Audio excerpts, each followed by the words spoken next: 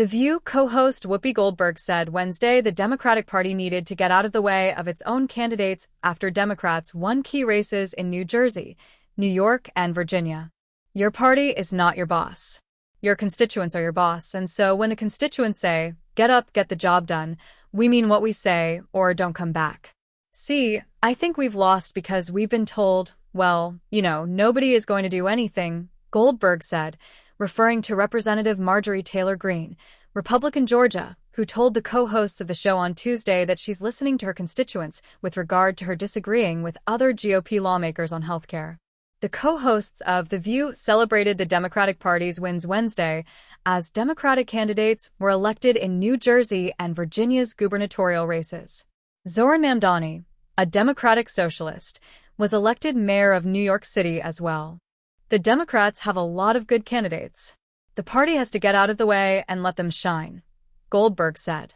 Co-host Ana Navarro agreed and said protesters who have turned out against the president took their frustrations to the ballot box. Navarro also praised former President Barack Obama's campaign efforts during the discussion and joked that he should run against President Donald Trump if he wants to run for a third term. Co-host Sunny Hostin praised Mamdani's win specifically and said the election results showed the Democrats are an inclusive party. I also think that what it taught us is that the Democratic Party is a big tent party. It's an inclusive party. We have a man who is the first Muslim mayor of New York City, who is a very, very important politician. I think he's a very special politician, and I think people want change. And so, he may not be the face of the Democratic Party, but what is the face of the Democratic Party? There are many faces. There are women. There are centrists, there are independents, there are Muslims, there are immigrants, and so I think that is a huge takeaway, Hostin said. The Liberal co-host also said the passage of Prop 50 in California was a big takeaway, calling it the roadmap for how Democrats become the opposition party. You meet energy with energy. When they go low, you go lower. I am sorry, but that is where we are now.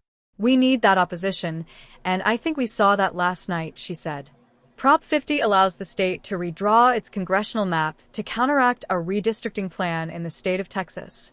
It will be in effect for the next 3 congressional election cycles and is expected to add Democratic seats to California's 52-seat delegation, only 9 of which are currently held by Republicans.